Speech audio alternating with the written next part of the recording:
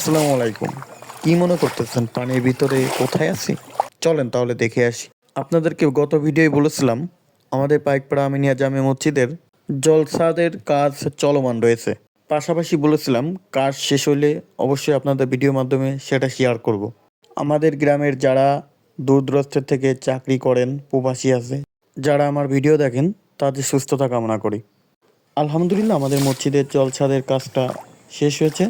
আশা করি এবার আর ছাদটা টেকসই হবে, কোনো রকম ড্যাম প্রুফ থেকে মুক্ত হবে এবার।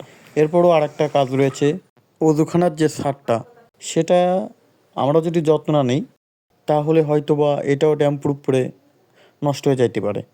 তাই সবাইকে এগিয়ে আসার জন্য, আবারও নতুন করে একটা পদক্ষেপ নেওয়ার জন্য সবাইকে আমন্ত্রণ জানাচ্ছি।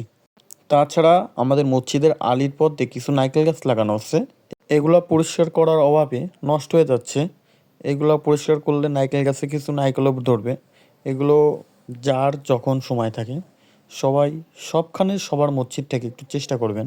মসজিদের জিনিসটা সবারই নিজের জিনিস, তাই নিজেরভাবে দেখলে আপনাদের মসজিদেরই উন্নয়ন হবে।